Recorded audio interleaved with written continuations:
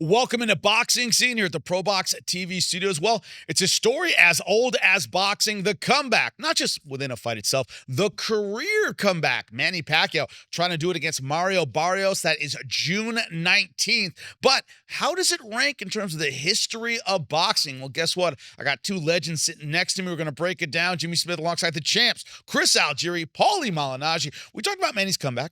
We talked about the X's and O's of his fight with Mario Barrios coming up, looking for a welterweight championship. But where does it rank in terms of all-time great boxing comebacks if he is able to do it? Paulie, as I said, it's a story as old as boxing. But when you think boxing comebacks, there are a lot of different kinds. Most people think Muhammad Ali, but Muhammad Ali, let's start with him, ripped away from the sport at his absolute peak. I talked about the Cleveland Williams fight where he looked godlike in there against Cleveland Williams. As good as you can look. Lost the title, lost 3 years, but that was 3 years not getting beaten up. We didn't see him decline in the ring until after that. So there are many different kinds of comebacks. When you think career comeback, who's your number one all time? It's a weird question because you have to also consider ring rust, but also, at what point you're coming back in your career and whatnot. I think the Ali comeback is interesting fodder. It's an interesting conversation for one reason. Everybody makes like, oh, well, I haven't taken any damage. I've kept myself fresh outside the ring. Dude, you're off the ring, bro. You're off, and you're getting older regardless. Ali was not the Cleveland Williams Ali ever again. Yeah. You know what I mean? Like just because he was 3 years away, like that is, to me, that was one of the most moronic things. There's many moronic things said in this sport by analysts and media pundits especially, and fans of course. But the whole I didn't take any damage, so I'm fresh routine is one of the might be the dumbest of all the dumb ones. Like there's a lot of dumb ones. For Ali and his style. Well, it's not anybody in general. You're getting older. You don't stop the sand in your hourglass for the aging process. It doesn't stop just because you stop getting punched in the face. Like there's a lot of people in this world, they don't even box. They still get older every day. It's called life. You get older every single day, every single year, every single 5 years, you are older. So whether you got punched in the face or not, you got older. Right. And so that has to be considered regardless. So the whole, he took time off and then he came back and he was fresh. No, he probably did steroids or something. It's probably what somebody did, whatever, in general. You know what I mean? Not so Ali. That was before. I'm not taking away what I'm saying. What I'm saying is, but what I'm saying, thanks, champ, because you never know these people, they might get confused. With Ali, the reason I'm making with Ali is he was never the same again. I never saw the Cleveland Williams Ali again. I never saw that guy. That guy was amazing. Yeah. The 3 years off, he lost 3 great years, and he was still a great fighter after that, but it wasn't the same fighter. A layoff still prevents you from, it still takes away something, but you're getting older regardless. And then you're taking away time from the ring. But his style, especially, which is a reactions, athleticism style, and it's a rhythm style. All of those things, athletics, reaction time, all of that is, and rhythm, all are affected by time off. So it's there's no freshness involved with that. It's not like but even and then aging too. Which is real. Great trivia question for people who don't remember. George Foreman retires after losing to what boxer before his 10-year comeback? Anybody know? Jimmy Young. That's right. My guys know it. Lost to a guy named Jimmy Young. Probably. I'm going off track a little bit. Jimmy Young, probably one of the most underrated pure boxers of all time. That generation also had guys like Jimmy Young, Ron Lyle, underrated,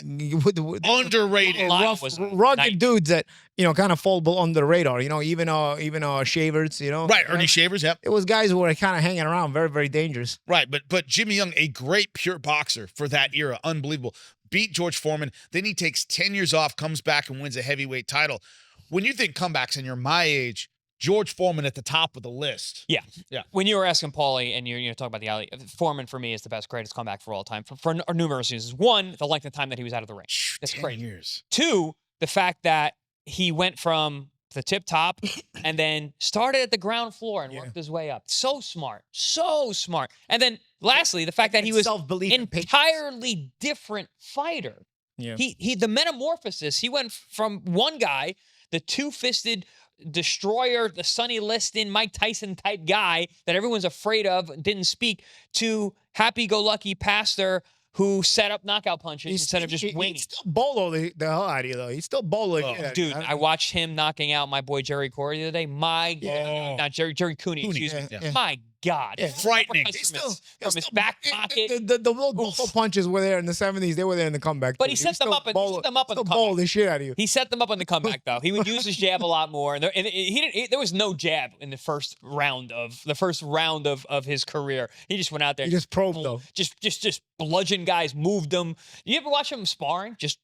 Wasn't punching, just moving guys, physical strength. just physical, push, stab, bong, bong, bong. What I like is much better. What I like about why Foreman's is my favorite is obviously the length of time it lasted, but also the self-belief you have to have. Yeah. You see these guys, like even Manny, trying to jump right back in a title fight. Most guys, they don't have the patience or the wherewithal or the humility to come back at a lower level.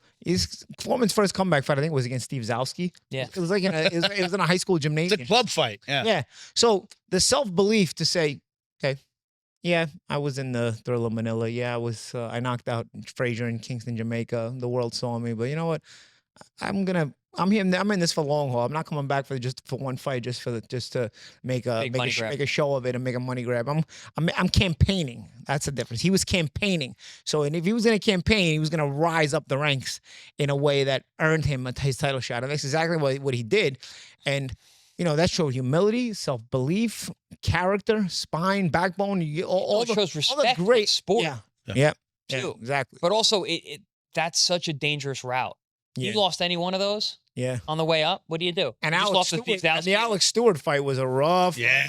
The Alex Stewart fight was very. That was another guy who was a tough customer, but kind of under the radar for that year. And I tell you what, that was one of those fights where you'd say, okay, he showed that he had the spine to still be in this sport, but did that take too much out of him? But instead, he's still hung tough. I remember after the Tommy Coyle fight, which was way late in my comeback trail, and you were like, that was a tough fight. You were in there, but you didn't lose focus. He's like, you still want real fights. And I was like, oh yeah, I want to be a world champion. Yeah. I wasn't here just to get a couple fights. And you said that in that fight with George, but also what's so impressive about that George's return and why he's my favorite and I think the best comeback of all time. He got to the highest level again. Yeah. He did it twice. Worked his way there. Yeah, and fought prime Evander Holyfield. Yeah. Prime. Yeah. That's crazy. Manny's fighting Mario Barrios. Yeah. He's not going to be remembered. He's going to be remembered as an opponent of Manny. Shoot, Foreman even fought Morrison. And Morrison is, by heavyweight standards, better than Barrios was at welterweight. Very tough in his prime. He was very, very tough in his prime. Prime Evander Holyfield, Michael Moore when he was fighting Michael Moore. All these guys, these are in multiple fights, not just one. So yeah, hands down, that's the greatest comeback of all time. What I'm curious about, child of the 90s right here, you just mentioned him, so I have to mention him. People forget after the trilogy with Bo, Holyfield was considered washed. We all thought Holyfield's got nothing, man. 3 times with Bo. In the last fight, I remember George Foreman, who was a commentator, so it was all stringed together, Circle there, saying this guy's going to die in the ring. He had hepatitis, didn't tell anybody. I remember on his heart at one of those fights, right, Evander? That was in the Moore fight. Moore fight. He had heart trouble. Chez fight too, right? What's up? That's when it first came up. I think it was the Chez fight, and the Michael Moore fight is when he got stopped. Right, he had heart trouble. We all thought not only is he washed, he might have some health problems that might put him in a box. Beats Mike Tyson, has a second run, beats Michael Moore in the rematch. People remember the Mike Tyson fight. They forget he had a run there as champion that was pretty impressive. That's a career comeback that, having been there, I remember how big it was. What you thought on the Holyfield as a comeback? I really don't know. Didn't watch any of those? Yeah. No, that's what I'm saying. I don't know what to make of it. I feel it's crazy, isn't it? I feel like it's crazy, but I feel like when you're a fan, there's more bliss. So you're just like, wow. It's like, you're just, that time. That's why I say I don't know what to make of it. Because in 1995, I remember when the whole Chez thing came out and he was in a hole in his heart. And then in 96, he wins the title against Tyson. And all of a sudden, he's a different guy again. And, at that point, I start boxing. And now I'm many years into boxing. So now I'm like, I feel bad, but I kind of look at it cynically now, Do you? Yeah. I mean, come on. I mean, the guy was going out in a box and is sitting that's better whatnot. Then he comes out, he got caught as Evan Fields ordering steroids. Yep. Then that came out. I mean, that's not just yeah. But then all of a sudden, I don't know what happened to the hole in his heart. Bro, a hole in your heart? I'm not the medical expert here, guys, but I will say what I've heard, okay? I'll defer to the champ, Chris. He knows more than me. And I'll say this: whenever your heart gets damaged, I heard it doesn't recover. Like your heart is never the same after a heart attack. It's not like other organs where you have an issue with that organ and it recovers. What I've heard in my humble education. You guys, I know all the experts in the comment section may want to give their comments too. What I heard is your heart doesn't recover from when it takes damage. Well, Holyfield did not have a heart attack. He had a lack of elasticity. Heart. He had a lack of elasticity in his heart was the problem. Yeah. What happened there? Well, did the elasticity come back? Well, if you look, for example, Legendary Nights, which we've all watched, explains a bit where he was over morphined after his hepatitis diagnosis. He had a problem. He was over morphine. His heart lost some elasticity. That can come back, and he had to rest and take care of it. It wasn't a hole. He didn't have a heart attack. It was a lack of elasticity. It was a lack of elasticity. It wasn't expanding the way it should have. But also, like, you can be born with a hole in your heart. My nephew has a hole in his heart. He's a very good athlete and is not an issue at all. So, but I'm saying it came out because he had a great career. Then all of a sudden, but I remember that was like the headline. That's why. And his performance is dipped. I mean, he lost to Moore. He looked bad beating Chiz. So you were thinking he's washed. This is it. This is it. It's over for Evander. And at that point he'd already had a good but tough career. Holy, stop stepping on my dreams. Killing me, Smalls. That's what I'm saying. But that's why I go back full circle to what I said before. It's like, in 1995, I'm 14, 15, and I'm here. And then he beats Tyson. I'm 15, 16. And I'm like, ignorance is bliss. At that point, you're just like I want to be in my bliss. It's like, I remember the way I was like, wow. And has a run. I'm at Evander Holyfield. Great conversation. I'm the kind of person I love to hear stories and all that stuff. Evander is one of the best conversation people to talk to. If you get him in a good mood, if you get him in a bad mood, he won't talk to you at all. Yeah, I've had both experiences. I've fought Evander. Evander has been is an amazing storyteller with some excellent experiences that you just want to kind of be in front of a bonfire and listen to him talk. But I'm 44 years old, guys, and I'm not ignorance is bliss anymore, So yeah, there's things that I think about now, like, like Jimmy, you've seen Bigger, Faster, Stronger, the documentary. Yes, I have. And the documentary, the guy, the lead guy, I can't remember his name right now, but he's talking. He's like, man, all my heroes, Arnold Schwarzenegger, Sylvester Stallone, Sly, Van Damme, and he finds out they're all on juice, and he's like, damn it. It's so true. It's so true. But here's one that I'm hoping may restore your faith in human nature. When I think comebacks, once again, the 90s, a little bit later, I got to go with, people forget when B-Hop lost the middleweight title. When it was back-to-back, right? He lost 2 in a row, comes back at a heavier weight class. A lot of people thought that he was going to get killed at those higher weight classes. He does not, has a resurgence in his career. That's a little underrated. And it also, at the age he was in, I think that was an excellent. And that heavyweight when he won the title, especially the fact that he lost to Jermaine Taylor twice. Who I don't know if you agree with me, champ. I was never that high on him. I thought he was a super athlete. He was a big, strong, explosive guy. But in terms of his skills and his ability, that he would crossbow his right hand. He would jab with this arm way over here. I was like, Bernard's going to lose to a guy like this, and he lost him twice handily. Yeah. So to your point, I remember at that time being like, all right, Bernard, it's been a great run.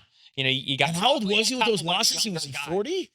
I think he was late 30s, early 30s. Yeah. And then Jermaine had a lot of youth energy. That was just young at a pace. But that's my point. It's like all right. Well, now it's just youthful guys are going to beat him. And then he goes to 75. It's like, all right, now we're going to get bigger youthful guys that are no. He completely figured out the change of pace, the difference between these 60 pounders and the 68 and 75 pounders. It's like, they're a touch slower, just like I am. Like Bernard, being an older guy, he's like, well, I can make this work. And he used all those little fine nuances of the sport, the little footwork. You'd slow down the pace just enough to make sure that Tavares Cloud, he tuned him up. Jean Pascal. Housed Pavlik. Jean Pascal was a really dangerous physical guy. Yeah. Still, he's doing push-ups in between rounds. Bernard was something special, and his ability to maneuver and swim without getting wet with those bigger guys made that comeback really, really impressive. One of them, we're going to go really old school on this one. A lot of people don't remember, unless you dig deep, how bad No Mas hurt Roberto Duran. A lot of the fan base in Panama turned on him. He has a resurgence, ends up going up in weight class, almost beats Hagler for the title, wins it. That fight was sick. Unbelievable, the comeback he has after No Mas, moving up in weight class, also getting knocked out by Tommy Hearns, turned to 140 pounds of pancake batter, is the way that knockout has been described. This idea that he had a resurgence after a couple of back-to-back losses, he's a great example. Duran, unreal. I mean, Duran was if you look at the time span of Duran's career, it's interesting. You know, I didn't live it in real life, you know, but you in real time, right? But you talk to people. I remember back some then, of it. Yeah. You talk to people back then, and they were thinking even Duran at welterweight was already looked at like past his best because his lightweight were his best days, and you know they were looking at it like Leonard caught you know, he's catching a name, we're putting him at a name recognition, and Leonard's going to use that as a resume builder, and then he beats Leonard, you know, and so you know he establishes himself at welterweight. Then you know, the rematch, no mas, unestablishes himself Completely. As soon as he established himself, he and now you're thinking, all right, well, that's it. That was supposed to be. That's really it, and that's it. But then, like you said, he ends up becoming this contender in this era. I think he knocked out Cuevas. I think he has a knockout win over Pino Cuevas. He gets I ran Barkley. Barkley came later. Yeah, Barkley came later, but you know, I think that could be considered yet another comeback. And by the time he beats Barkley, right? Yeah. I mean, because it's like he gets knocked out by Hearns, and it's like, okay, now it's really over. You know, he fights the tough fight with Hagler, almost beats him, and really it's nip and tuck in that fight, and you're like, man, I'm like, and I don't know which came first. Was it Hearns or was it Hagler that came first? But it was really nip and tuck in the Hagler fight. Hearns was before Hagler because I was at 54. Hearns was first. 54 was So that's tough. incredible. That's incredible that he comes back after being knocked out like that and is in a nip and tuck give and take fight with Hagler. You know, that shows a lot.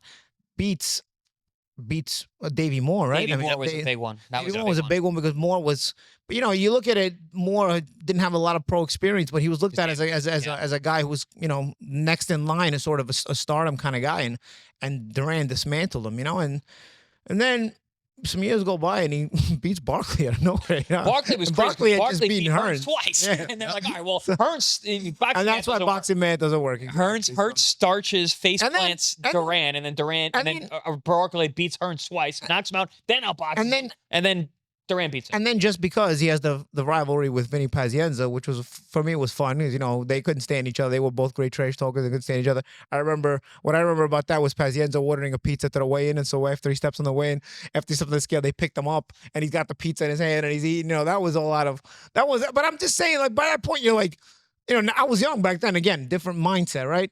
Now I'm older, and I'm like, people who were older probably think, what the hell is this guy still even doing around here? Still in these big fights, you know, like still in these pay-per-view fights with Pazienza and whatnot. So by the time he ends up in the Joppy fight where he gets smoked and he gets eventually put out of boxing for good, you're probably thinking, who are we to tell him what he can do or can't do? By this point, he's been proving people wrong so many times. You know, he was probably thinking, I don't care what anybody says. I'm going to give it a shot. And, of course, the Joppy fight did end him. Eventually, like I said, age is still age, no matter how much time you take off or don't take off, you know? I remember an interview Joppy, but going into that fight, he said his corner was telling him, whatever you do, don't look him in the eyes.